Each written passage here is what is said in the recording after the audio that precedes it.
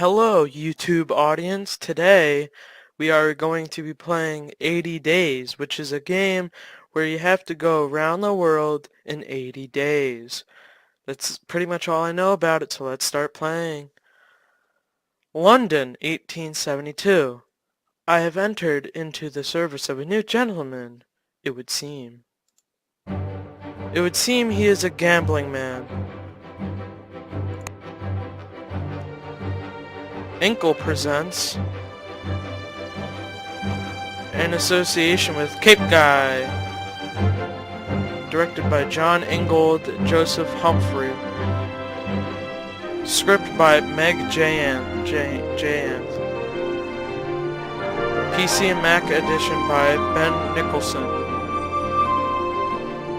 Juam illustration, Chom Kyle, 80 Days. As you can see, it's the world. Very nice music. Based on the novel by Jules Verne. Oh, so this was a book. Nice. So right here in London. Begin. Because the sun just went down. My master returned home from the Reform Club with a strange gleam in his eye. Passport out, said he. We are going around the world. Pack my hunting rifle, my evening jacket. There...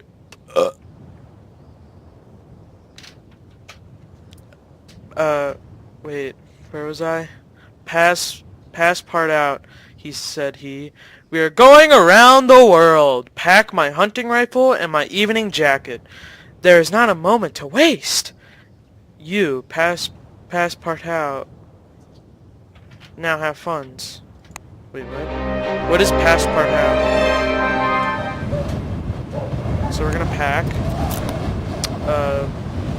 evening jacket, the European train timetable, and 45 caliber oh.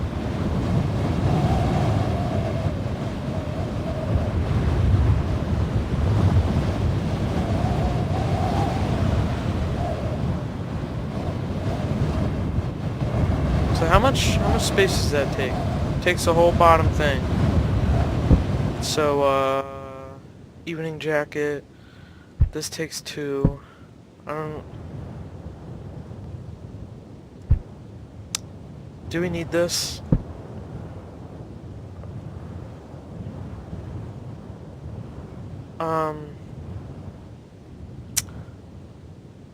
We're gonna get rid of the train table. We're gonna take the gun.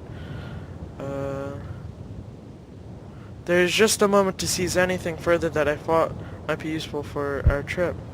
Well, I can't fit it, so... Is that it? Is that how we do things? Alright. Our completed Englishman's wardrobe, which should help us negotiate times of upper class journeys.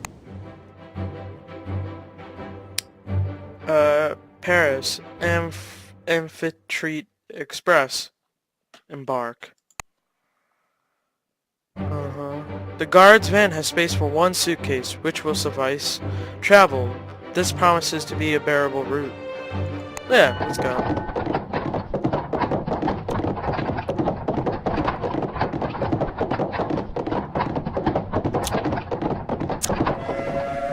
We leapt aboard the 825 from Charing Cross as the final whistle shrieked its warning.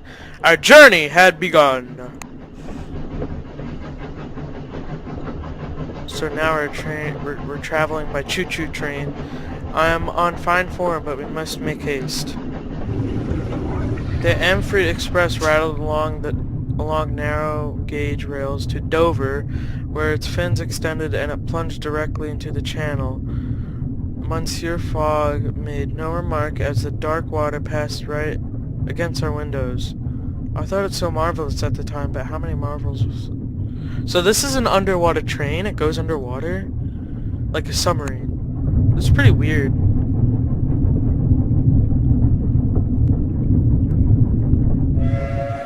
We splashed up onto the rails at Calais and closed the remaining miles to Paris Gare du Nord quickly. According to today's paper, Monsieur Fogmark, the Orient Express now runs as far as Bucharest.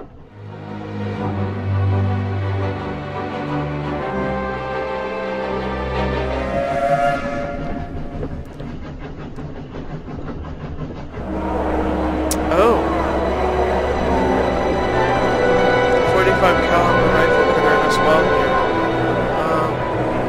here. Yeah, it could actually. So market. We have some wine. We have some biscuits. And we have a driving cap.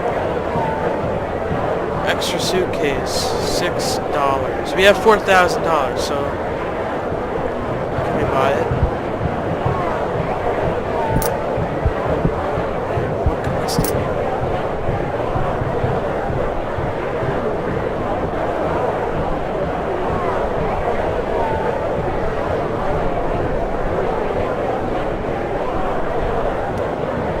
So, you know what? We could eat the crackers and then wash down the crackers with this nice bottle of wine. That sounds nice. Alright.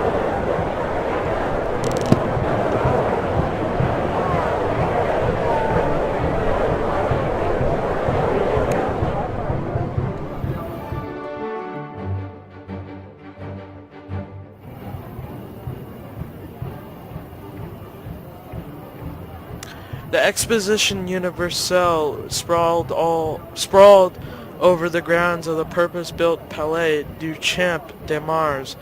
Hot air balloons sailed gently across the sky, and the powdery light of the Yablochkov candles gleamed invitingly. I was flooded with memories of the siege of Paris and my own small part in it.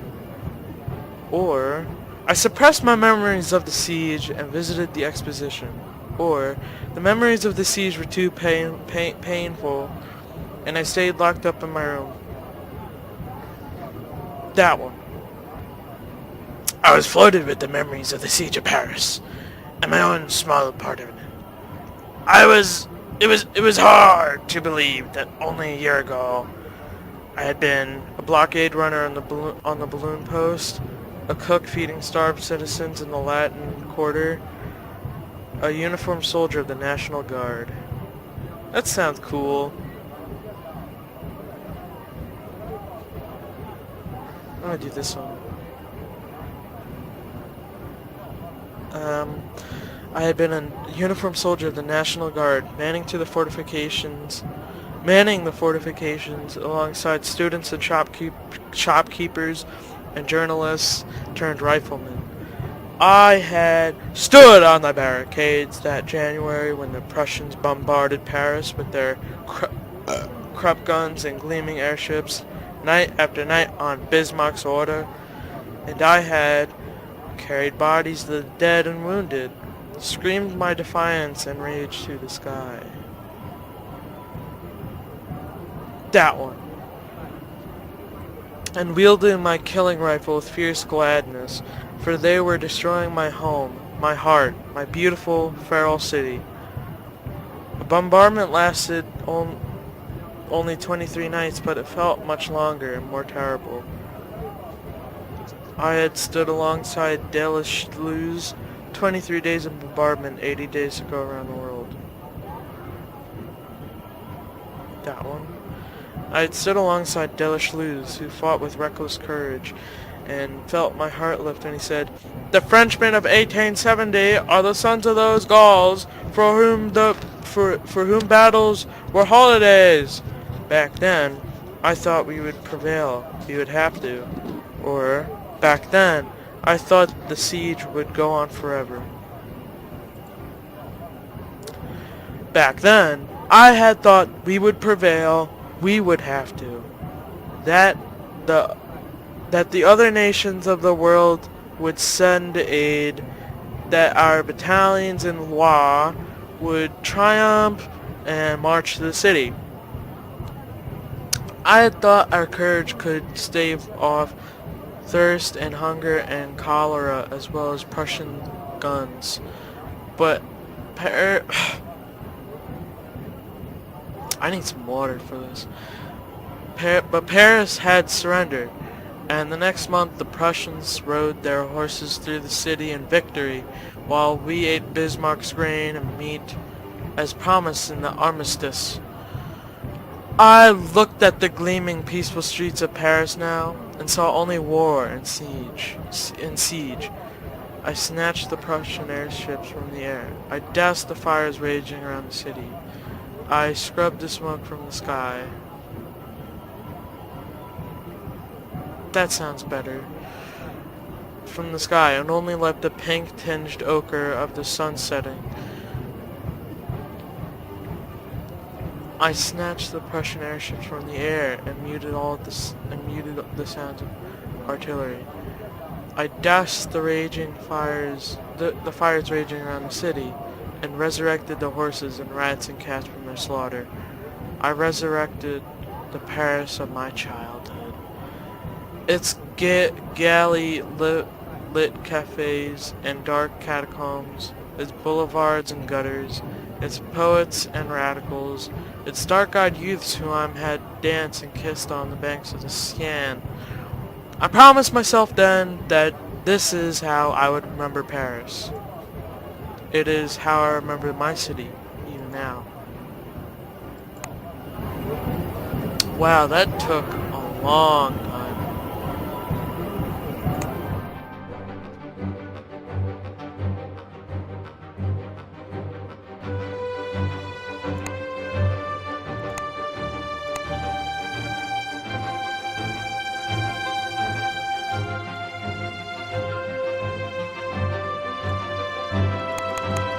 I want that one.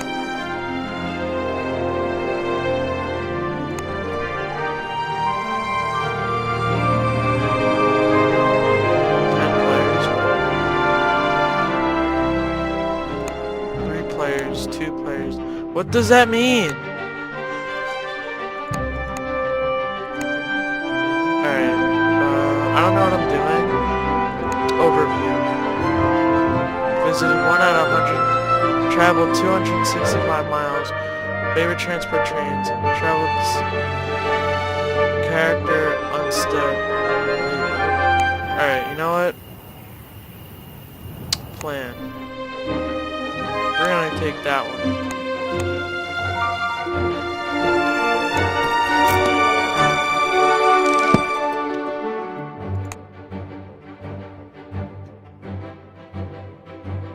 How do I say yeah?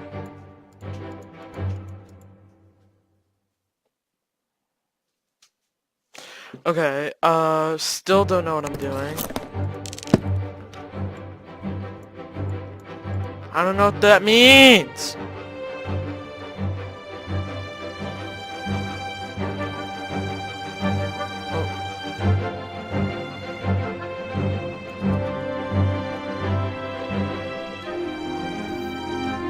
Oh, something just happened. The hotel was too expensive. We had no option but to curl up in a shady spot under a tree like wild dogs, and try our luck outside.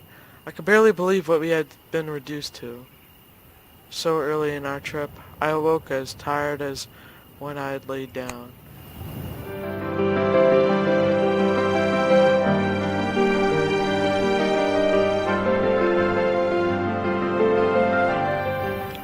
Oh yeah, what does the... Oh, depart.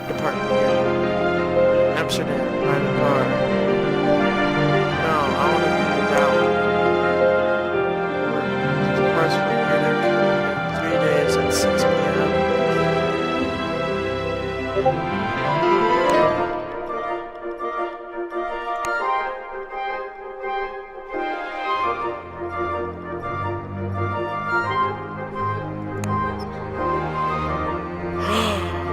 Oh! Oh yeah. It starts tomorrow. Let's do it tomorrow. Alright. How do we go back? Let's go market. Alright, they still don't have anything. Nah, I'm gonna keep it.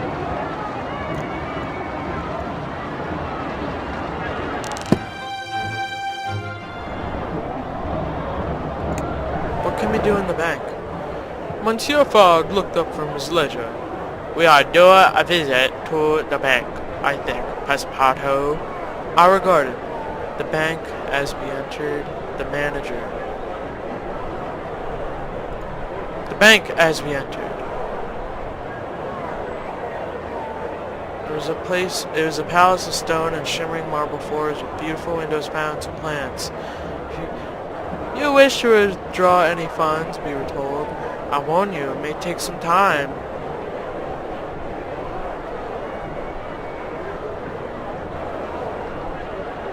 We can afford a day. We'll take $1,000 tomorrow. We require £1,000, my master announced. The manager nodded. I will have to communicate with London first, of course, he apologized. I should have a reply tomorrow. It seems, Monsieur Fogg, as we remarked as we left, we have some time to dispose of. Return to the bank tomorrow to collect your funds.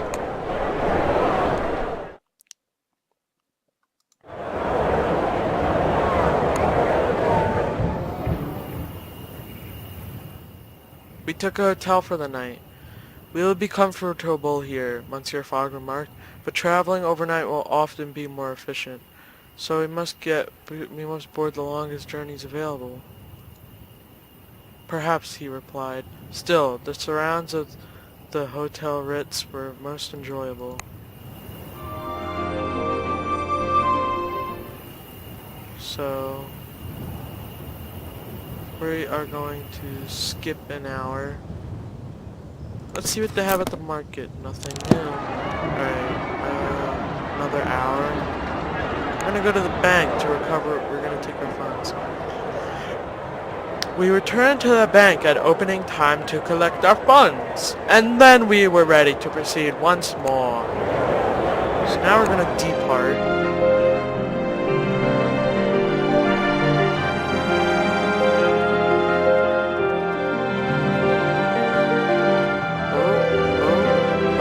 It's almost 8 a.m. It's almost 8 a.m. Oh. It's almost 8 a.m. It's got 1, 2, 3, 4, 5, 6, 7, 8, 9, 10. Oh! Oh! We're going. We should be going. What's going on? Where are we? Where are we right now?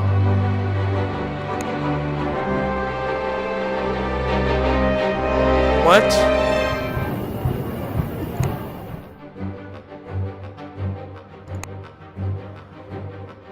No, I want to go.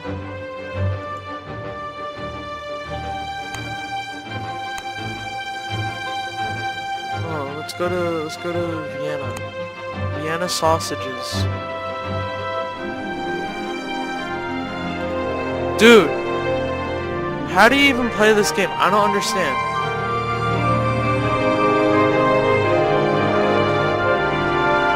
Seriously, we've wasted 4 days. I don't even know what I'm doing. Seriously. Let's go back to Paris. We're gonna schlep at the hotel. With what remained of the day, I afforded my master every service. I ran a few errands for the hotelier. I spent a while talking to the hotelier. I afforded my master every service, providing him with fresh clothing, with the hopes he would have a comfortable night. Your relationship with Fogg has improved slightly.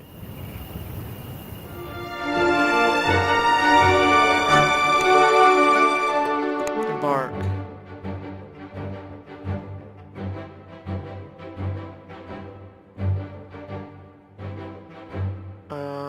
Hire space in the guard's van. Yeah. Oh, so that's how you do it. We boarded the Orient Express at 18:25 from Gare de Paris Est. The train was very beautiful. The train was extremely fast. The train would be the first leg of a much longer journey. However, there is little use in growing too comfortable. Indeed, it could only take us as far as Bucharest. A last long whistle blew, and we began our journey east.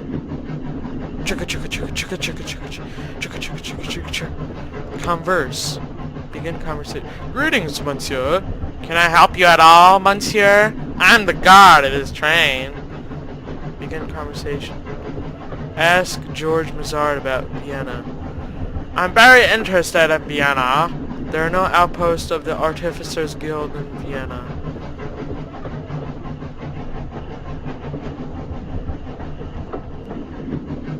Where?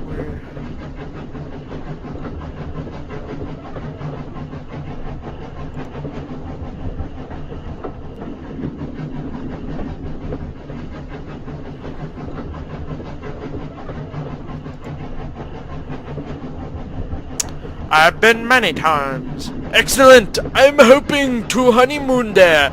Perhaps you could help me? I'm sure you know all about Vienna. Oh, how do I leave? Alright. So we're almost at Vienna. My master wished to be undisturbed, so as we left Paris, I barred our compartment door. I barred our compartment door and we settled down to rest. Relations with Fogg has improved slightly. Your character is now steadfast. Wow. Fogg likes me. We arrived at Vienna in the early hours of the morning. The customs officials insisted on searching our bags for, of all things, artificing tools. I queried the official. Foreigners are forbidden from making automata within the borders of the Austro-Hungarian Empire. He repeated with a bored expression. A strange state of affairs. But I was hardly an artificer, so it mattered little. The sun rose in the sky as we left the station, illuminating the wide, tree-lined avenues of Vienna in pale, welcomely light. Choo-choo! So now we're at Vienna. So we're gonna plan on going to Bucharest. We're gonna go through Asia. That's the biggest way. We're gonna go like right through Asia, and then when we get to Hong Kong, we're gonna take a nice big boat all the way to Manila, and then when we go to Manila, we're gonna take a nice big boat to Port Moresby, and then we take a boat to Hawaii, and then we take a boat to California, and then we take a boat to New York, and then we take a boat to Ponte Delgado, and then we take a boat to London or Cambridge or Snowdon. But since we arrived in Vienna, I'm gonna end the episode here. Let's see. We visited 2 out of 169 cities. We traveled 900 miles. We like trains. We traveled 200 miles by sea. We traveled 600 miles by land. We are steadfast. We are conservative. We are sound. We are comfortable with Fogg. That's it. I'm going to end the episode. Bye.